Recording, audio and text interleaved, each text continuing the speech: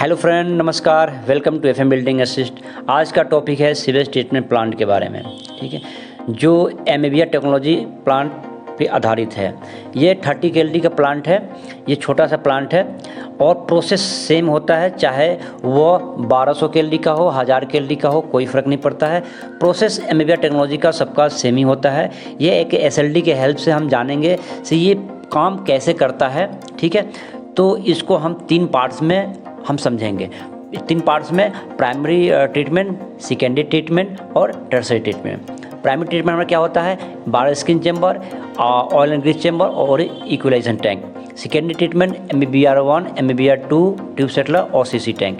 Tertiary treatment हमारा हो गया MGF हो गया, SF हो गया और सॉफ्टनर हो गया। ठीक है, तो प्राइमरी ट्रीटमेंट के बारे में पहले हम समझेंगे। प्राइमरी ट्रीटमेंट बार स्किन चेंबर हुआ। तो बार स्किन चेंबर में जो सीवेज है वो फ्लोर से आता है, चाहे वो रेसिडेंशियल साइट हो या कमर्शियल साइट हो, तो उसके अंदर सीवेज आता है। उसके अंदर जाली लगा आता है, जो मोटे जो कचरे जो होते हैं वो उसको एब्जॉर्ब कर लेता है और वहाँ से बार स्किन चेंबर में जाता है ओवरफ्लो होकर।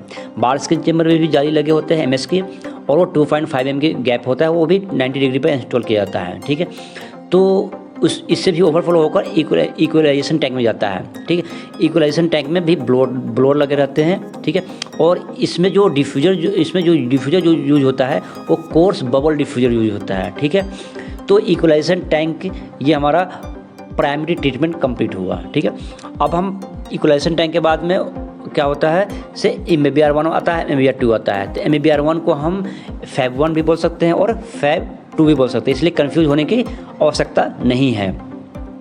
MBBR1 में जो उसमें डिफ्यूज़र लगे होते हैं वो फाइन बफल डिफ्यूज़र होता है। ठीक है, और जो MBBR1 में जो पानी जो ट्रांसफ़र की जाती है वो पंप के थ्रू ट्रांसफ़र की जाती है।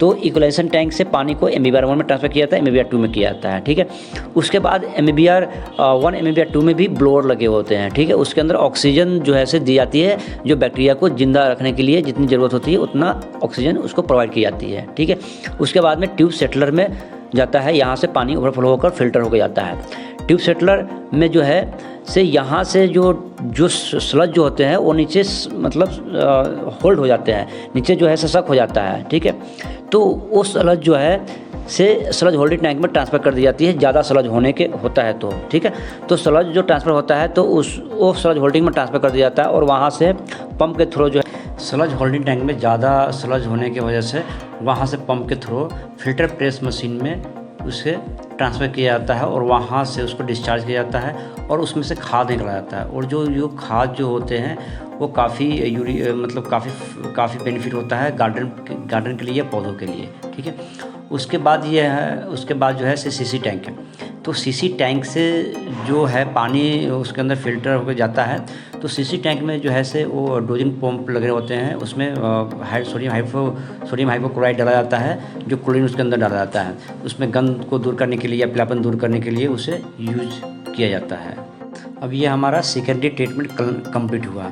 CCT का मतलब हुआ क्लोरीन कंटेंट टैंक होता है। ठीक है, अब यहाँ से जो है से हम फिल्टर फीड पंप के थ्रू जो है पानी को ट्रांसफ़र मतलब हम करते हैं MGF में, जो हमारा उसके बाद जो है से MGF में जाता है, मल्टीग्रेडेड फिल्टर होता है, उसमें जाता है। उसके बाद में ACF में, एक्टिवेटेड कार्बन फिल्टर। MGF में दोस्त रेजिन होती है, छोटी छोटी बारीक रेजिन होती है। ठीक है, तो उसके बाद ACF में जाता है एक्टिवेटेड कार्बन फिल्टर। ठीक है, उसके बाद में फिर ये सॉफ्टनर में जाता है, तो सॉफ्टनर में फिल्टर होकर पानी फ्रेश होकर ठीक वो चला जाता है, उसको ट्रांसफ़र कर दिया जाता है ये सॉफ्ट वाटर टैंक में। ठीक है, सॉफ्ट वाटर टैंक में या ट्रीटेड वाटर टैंक भी बोल सकते हैं।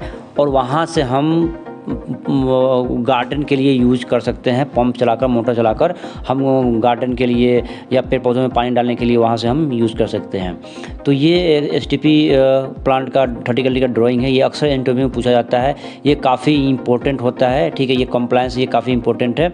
ठीक है, ये आप इसे इंटरव्यू में इसे इस तरीके से ड्राइंग बना सकते हैं और इंटरव्यू